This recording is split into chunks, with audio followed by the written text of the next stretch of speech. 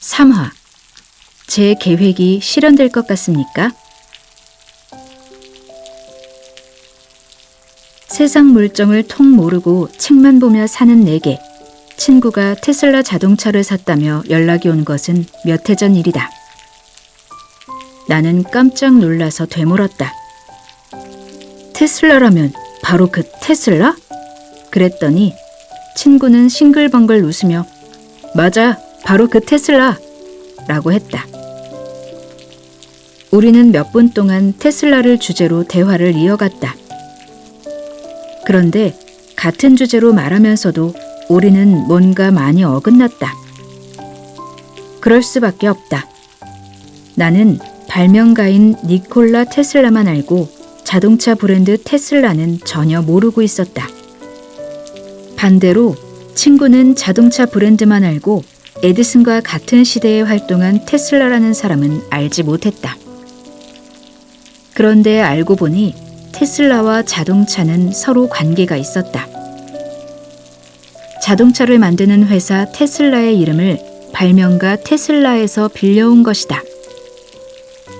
덕분에 우리 두 사람은 그날 자신이 알고 있는 각자의 테슬라에 관해 서로에게 지식을 보태줄 수 있었다.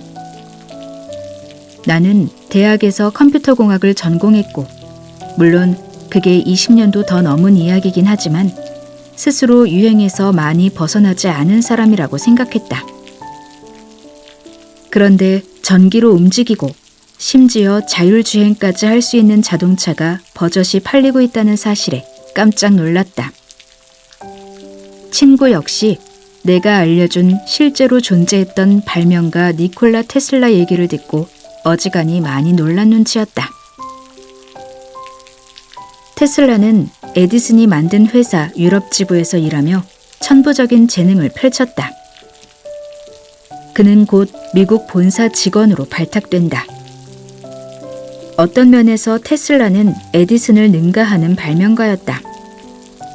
자신의 발명품으로 돈을 만드는 데 능숙했던 에디슨과 달리 테슬라는 몽상가에 가까웠고, 그래서 언제나 획기적인 아이디어를 세상에 내놓을 수 있었다. 에디슨이 전구를 만들어 유리구슬 안에서 불을 밝혔을 때 테슬라는 그 불빛을 무선으로 빛나게 할 방법을 알아냈다. 지금 우리는 휴대전화를 거치대 위에 올려놓고 무선으로 충전하는 방법에 익숙하지만 몇 년 전까지만 해도 상상하기 어려웠던 일이다.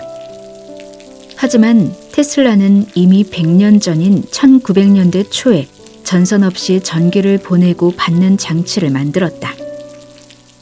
그때 뉴욕 금융가에서는 이미 가까운 거리를 자율주행으로 움직이는 자동차를 시험 운행하고 있었다. 테슬라는 뉴욕주 워든클리프에 56m짜리 거대한 송전탑을 실제로 세웠고, 그 탑을 통해 뉴욕 시민들 모두가 무선으로 전기와 통신을 사용할 수 있을 거라고 선전했다. 시대를 너무 앞서갔던 탓일까? 그 계획은 투자를 받지 못해 실패로 돌아갔다. 테슬라가 사업에 실패하지 않았더라면 우리는 100년 전부터 무선 전화를 쓰고 있었을지도 모르는 일이다. 나는 인터넷 검색으로 당시에 테슬라가 워든클리프 송전탑을 광고한 전단을 친구에게 보여줬다. 커다란 송전탑이 중심이고 그 밑에는 사람들이 무선으로 전기와 통신을 사용하는 장면이 연출되어 있었다. 그림 속 한 여성이 손에 들고 있는 작은 나팔이 달린 기계가 놀랍다. 이것은 100년 전에 테슬라가 생각한 최초의 무선 휴대전화다. 현재의 무선 통신 개념과 매우 흡사하다. 테슬라는 시계보다 크지 않은 값싼 수신기를 통해 지상이나 해상을 불문하고 어디서나 연설에 귀를 기울이거나 아무리 멀리 떨어진 곳에서 연주되는 음악이라도 들을 수 있게 될 것이다 라고 했다. 이건 오래된 SF 소설에 나오는 이야기가 아니다. 테슬라는 실제로 그렇게 할 수 있는 기술적 아이디어를 갖고 있었고 정말로 그렇게 될 뻔했다. 친구는 여기서 의문을 제기했다. 여러모로 보아 테슬라의 업적이 에디슨을 앞서고 있는 것 같은데 우리는 왜 어렸을 때 테슬라를 전혀 알지 못했을까? 에디슨이라면 위인전을 통해 익숙하다. 에디슨이 어렸을 때 닭을 부화시키기 위해 달걀을 품었다는 일화는 실제로 그랬는지 진실 여부를 알 수 없지만 에디슨이라고 하면 늘 그 장면을 떠올릴 정도로 우리는 잘 알고 있다. 하지만 테슬라는? 내 또래 중에서는 어릴 때 테슬라라는 이름을 들어보기라도 한 사람조차 만나기 어려울 정도다. 장황하게 테슬라 이야기를 늘어놓은 이유는 앞서 말한 책을 읽을 때 꼭 필요한 마음가짐 3가지 중 의심을 설명하기 위해서다. 무턱대고 아무 것에나 의심하는 눈빛을 흘기거나 부정적인 생각을 품으라는 뜻이 아니다. 제대로 된 의심이야말로 책을 잘 읽을 수 있는 큰 힘이다. 제대로 된 의심이란 무엇인가? 익숙한 것과의 결별을 뜻한다. 의심하지 않았던 것을 의심해보는 것이야말로 책 읽기의 즐거움 중 하나다. 산업혁명 이후 인간의 기술력이 폭발적으로 발달하던 시기에 발명가로 활동한 사람이 에디슨 한 명은 아닐 텐데 우리는 왜 발명가라고 하면 에디슨만 떠올리는 것일까? 실제로 당시에는 엄청나게 많은 사람이 앞다투어 새로운 기계를 세상에 내놓았다. 그런데 왜 유독 에디슨만 유명하고 학교에서도 에디슨만 배웠을까? 그리고 과연 에디슨은 지금까지 배운 대로 대단한 위인일까? 유명한 다른 인물 누구를 예로 들더라도 같은 의심은 가능하다. 비폭력 평화주의자라면 대부분은 마하트마 간디라는 이름을 떠올릴 것이다. 그와 같은 시기에 역시 인도의 독립을 위해 투쟁했던, 그러나 우리가 거의 배우지 않았던 빔라오 람지 암베드카르라는 사람도 있다. 카스트에는 목소리를 내지 않았던 간디와 달리 암베드카르는 이 차별적인 신분제를 강하게 비판했다. 어쩌면 간디보다 더 위대한 삶을 살았던 암베드카르를 우리는 왜 알지 못하는 걸까? 책 읽기의 기본 바탕을 평전이나 자서전으로 삼아야 할 이유가 여기에 있다. 우리를 둘러싼 사회제도와 문화, 기술, 예술 등은 모두 인간이 만들었다.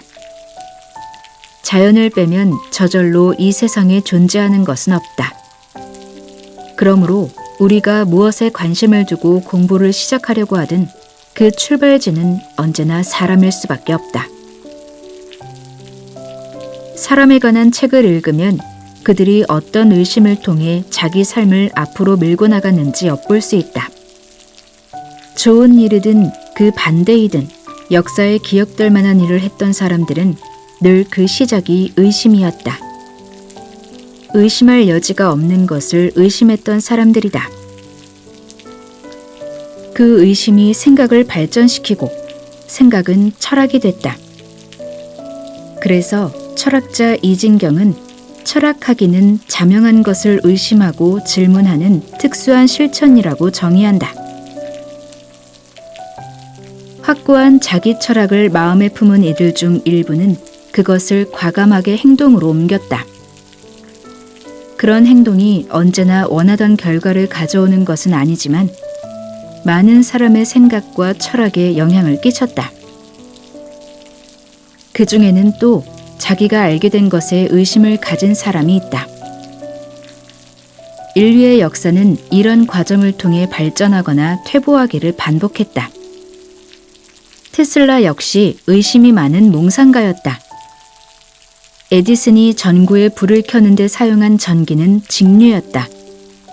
이것은 아주 확실하고 강력한 물리적 해답처럼 보였다.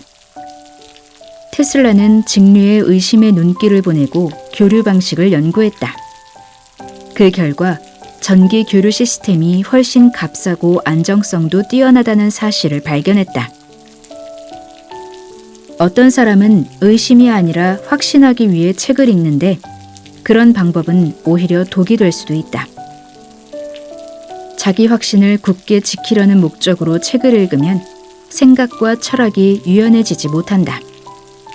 나아가 이런 사람은 나는 책을 많이 읽었으니 내가 아는 게 옳고 다른 의견은 틀렸다는 식의 태도를 보이게 될 가능성이 크다. 책 읽기는 확신이 아닌 의심, 완성이 아닌 깨어 부숨을 목적으로 삼아야 한다.